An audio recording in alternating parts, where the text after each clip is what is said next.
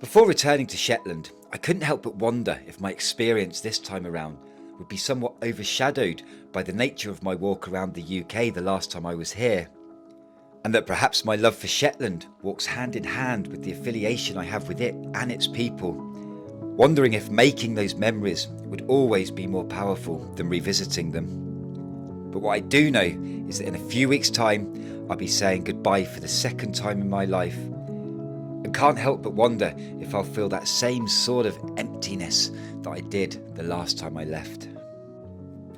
But our time here isn't quite done yet, and we've had a phone call and been invited over to Whalsay, an island off the east coast of Shetland. Its name comes from Old Norse meaning Whale Island, fondly called the Bonny Isle by locals. It's home to around 1,000 residents, and in total is around 1,600 hectares of land.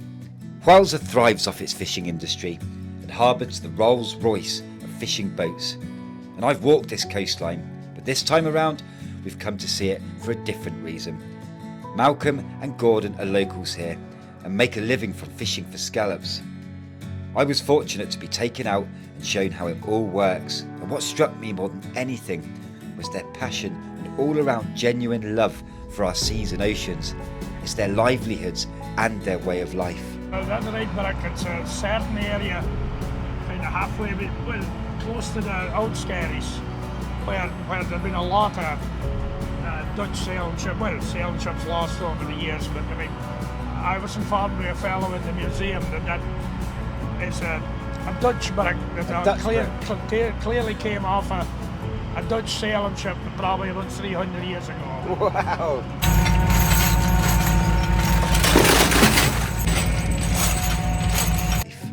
After I'd been shown the ropes, it was time to pick up Kate, Magnus and Kate's dad Ian, who was over to visit. And with all my heart and soul, I wanted to catch the first fish, then Magnus. He's got a few on there, look at that, dinner! Yay! But to my complete despair, filming it, Kate's dad filming. Ian won the first catch, then Kate. Oh, they're quite small. almost worth putting back in, to be honest. And then finally, me and Magnus. What do you think of them, boy? So many fish. It came to absolutely no surprise to me that after spending a day with Malcolm and Gordon, I felt like I'd made a couple of mates. It really was a wonderful day. And for me, it was time to swap a fishing boat and head over on a ferry to another group of islands, Out Skerries, while Kate, Magnus and Ian rushed back to go and cook up a meal of mackerel and scallops.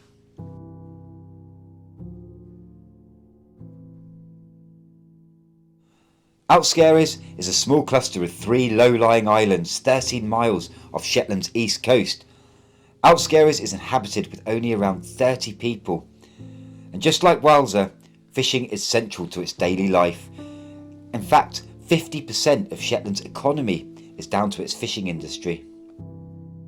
The last time I was here, it was nothing like it was today. So when Jet and I first arrived on Skerries, the ferry comes in just over here. I remember the weather was absolutely horrific, so we pitched our tent in this corner here, but it got so bad as the evening came in that we ended up the tent poles just completely broke. There was nothing we could do. The tent started flapping everywhere and going all over the shop, so we made a dash for it along here over to these blue doors. You could see where the toilet was. I remember just coming across here thinking, my goodness, the effort.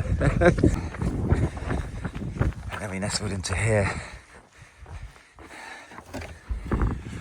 This is where we stayed, just on the floor down here. I was pretty sure no one was going to come and open the door that night, so we were pretty safe.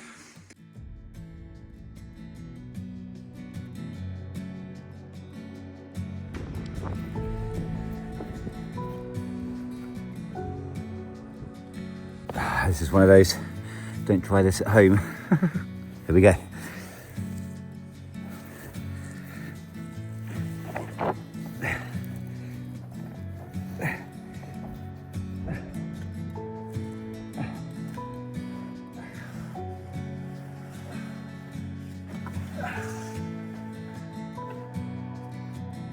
Typically, tourists will catch a morning ferry and take the day to walk around the coast and leave the island that evening.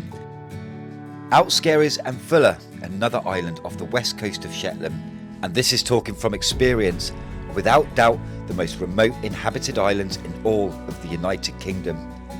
Here you are safely tucked away from the fast-paced hustle and bustle of modern day life that so many of us live, and I completely see the attraction.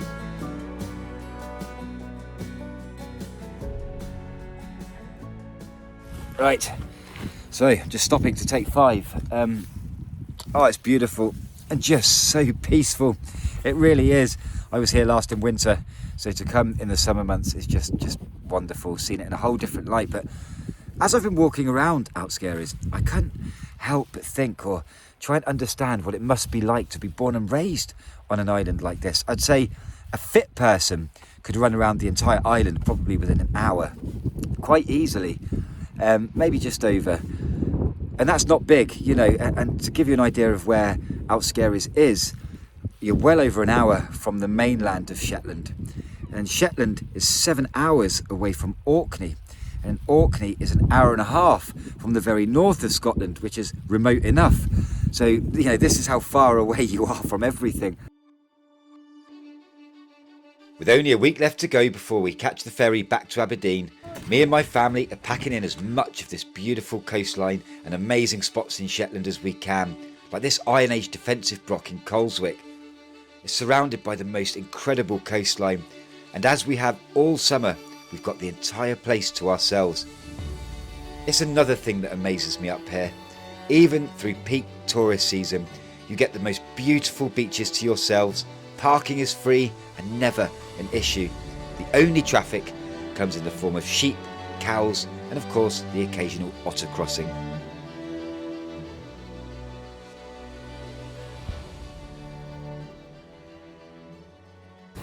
I think it's only natural for most of us to want to look through brochures and pamphlets and read up online about places that we visit.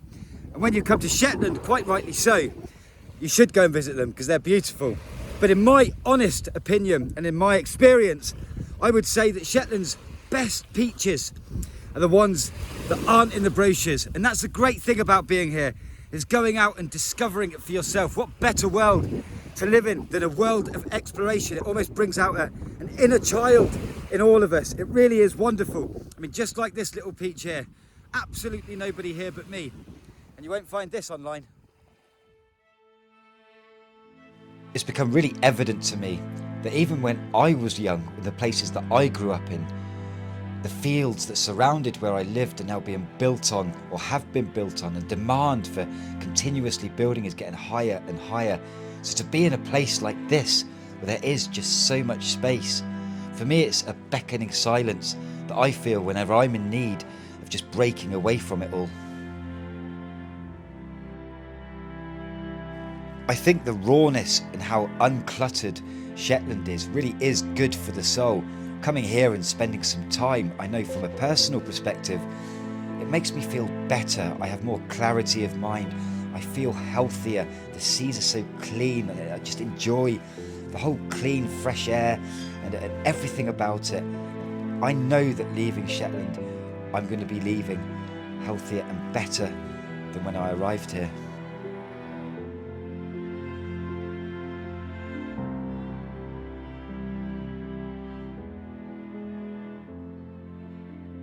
You know, the friends that we've made here, and that wonderful sort of gentle kindness that the Shetlanders have, whether they realise it or not. The community spirit is incredible.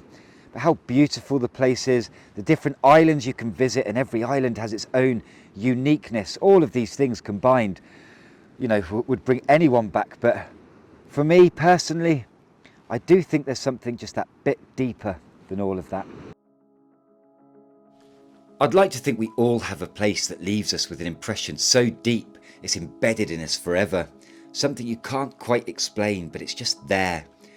This time around, my time in Shetland was even better than the first. For me, coming here isn't just about visiting a place. Somehow, it makes me feel it. It's so easy to become wrapped up in ourselves and daily life, but out here, it unwraps all of that and strips me back to basics and remember what's important.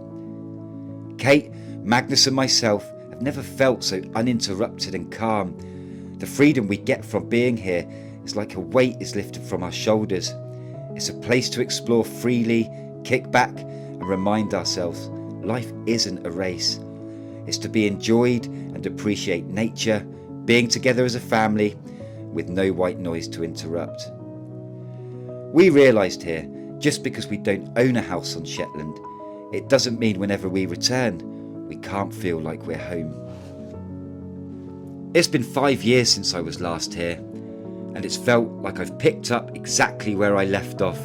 The kindness continued, the feeling no different, and this archipelago of 100 islands is as beautiful as I remembered. Kate, Magnus and myself have travelled a lot over the years, and we firmly agreed that this summer is up there with the best we've had as a family. But tomorrow we leave, and no matter where we go or how long it is until we return, there will always be a whisper in our ears saying, "Come back." But for now, we say goodbye, and from myself, Kate and Magnus, thank you Shetland. Until next time.